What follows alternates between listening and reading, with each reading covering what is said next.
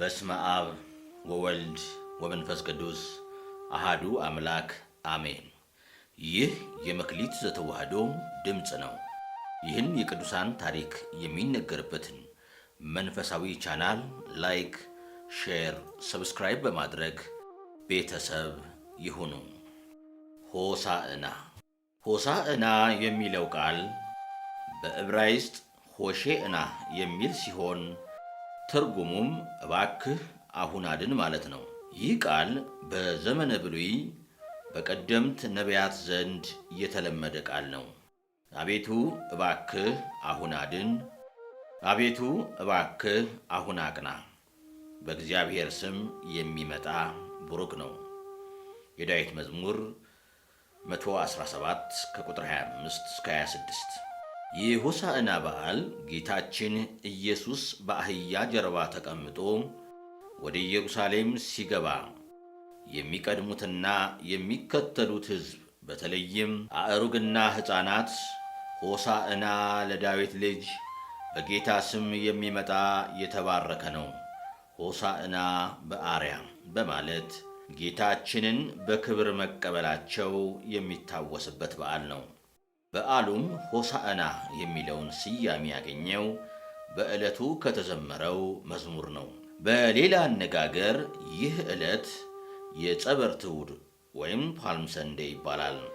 ታሪካዊ አመጣጡ የመልካም ምኞትና የድል አድራጊነት መገለጫ ሆኖ ከደገኛው አባታችን ከይስሐቅ ልደት ጋር ተያይዞ የመጣ ነው።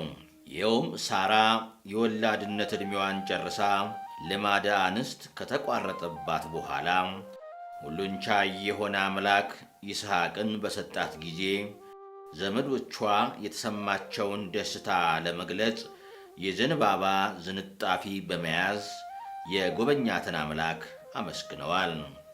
እስራኤል ከአስከፊው የግብፃውያን አገዛዝ ተላቀው ባሕረ ኤርትራን በደረቅ ሲሻገሩ የተሰማቸውን እጥፍ ድርብ ደስታ በገለጡ ጊዜ እንዲሁም ዮዲት የተባለች ንግሥተ እስራኤል ሆሎፎርኒስ የተባለ አላዊ ንጉሥን ድል ባደረገች ጊዜ ቤተ እስራኤል እንደ ሰንደቅ ዓላማ የዘንባባ ዝንጣፊ በመያዝ አደባባይ ወጥተው የተሰማቸውን ደስታ ገልጸዋል። በዘመነ ሐዲስም መድኃኒታችን ኢየሱስ ክርስቶስ የሰውን ዘር ከዲያብሎስ ቁራኝነት ከሲኦል ባርነት ነፃ ለማውጣት ወደ ዙፋን መስቀሉ የሉቃስ ወንጌል ምዕራፍ 22 ቁጥር 18 በተጓዘ ጊዜ ሕፃናትና አእሩግ ነፃ የሚወጡበትን ቀን መድረሱን እነርሱ ሳያውቁ እግዚአብሔር ባወቀ ዘንባባ በመያዝ ዘምረዋል። በዘመነ ሐዲስ መድኃኒታችን ኢየሱስ ክርስቶስ የሰውን ዘር ከዲያብሎስ ቁራኝነት ከሲኦል ባርነት ነፃ ለማውጣት ወደ ዙፋን መስቀሉ በተጓዘ ጊዜ ሕፃናት አእሩግ ነፃ የሚወጡበት ቀን መድረሱን እነርሱ ሳያውቁ እግዚአብሔር ባወቀ ዘንባባ በመያዝ ዘምረዋል። የሉቃስ ወንጌል ምዕራፍ 22 ቁጥር 18። እስራኤል ዘንባባ በመያዝ እንዳመሰገኑት እኛም እስራኤል ዘነፍስ ዕለቱን በዘንባባ ወይም ጸበርት በግንባራችን በማሰር በዓሉን በየዓመቱ እያስታወስን እናከብራለን። በዚህ ዕለት ዘንባባ እየተባረከ ለሕዝቡ ይታደላል። ሕፃናትና አእሩግ ለዳዊት ልጅ መድኃኒት መባል ይገባዋል እያሉ ዘምረዋል።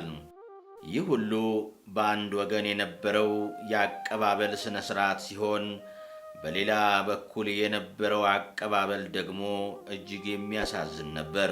ሥርዓተ ኦሪትን፣ ትንቢተ ነቢያትን በሚገባ እንከተላለን ይሉ የነበሩ ጸሐፍት ፈሪሳውያን መምህር ሆይ ደቀ መዛሙርትህን ገሥጻቸው አሉት። ጌታችንም መልሶ እነዚህ ዝም ቢሉ ድንጋዮች ይጮኻሉ ሲል መልሶላቸዋል። ቅናት አቅላቸውን ያሳታቸው ፈሪሳውያንም የዋ የሆነው ሕዝብ ምስጋና ወደ ጥላቻ እንዲለወጥ አድርገዋል። ከሁሉ የሚያሳዝነው በዕለተ ሆሳዕና እሁድ ዕለት ዘንባባ ይዘው የዘመሩለትን ጌታ አርብ ይሰቀል ዘንድ ይገባል ብለዋል።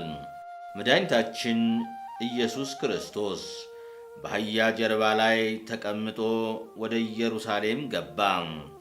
በዚህም በነቢዩ ዘካርያስ እንዲህ ተብሎ የተነገረው ትንቢት ተፈጸመ።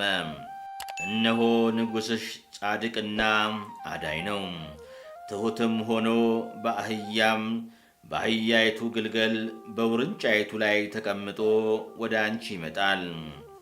ትንቢተ ዘካርያስ ምዕራፍ 9 ቁጥር 9፣ የማቴዎስ ወንጌል ምዕራፍ 21 ቁጥር 4፣ የማርቆስ ወንጌል ምዕራፍ 11 ቁጥር 1፣ የማርቆስ ወንጌል ምዕራፍ 11 ከቁጥር 1 እስከ 10፣ የሉቃስ ወንጌል ምዕራፍ 19 ከቁጥር 28 እስከ 40፣ የዮሐንስ ወንጌል ምዕራፍ 12 ቁጥር 15። ጌታችን በአህያ ጀርባ ተቀምጦ ወደ ኢየሩሳሌም መግባቱ የሰላም ንጉሥ መሆኑን ያመለክታል። እስራኤል ዘመነ ምሕረት ሲሆንላቸው አባቶቻቸው በአህያ ጀርባ ተቀምጠው ይታዩ ነበር። ጌታም እውነተኛ የሕሊና ሰላም ይዤላችሁ መጣው ሲለን በአህያ ጀርባ ወደ ቤተ መቅደስ ሕይወታችን ተጉዟል። መላእክት በዕለተ ልደቱ በሰማይ ለእግዚአብሔር ምስጋና ይገባዋል፣ በምድር ሰላም ለሰው ሁሉ ይሁን እያሉ የዘመሩለት የሰላም ባለቤት ነው።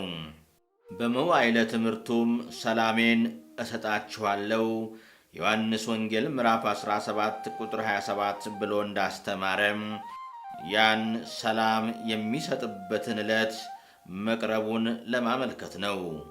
በሌላ በኩልም በአህያ ጀርባ መቀመጡ ህቡዕ ምስጢር አለው።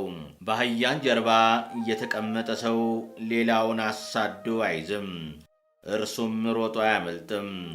በዚህም ጌታችን በእምነት ለሚፈልጉት የሚገኝ ቅርብ ሲሆን፣ በእምነት ለማይፈልጉት ግን የማይገኝ መሆኑን አስተምሯል።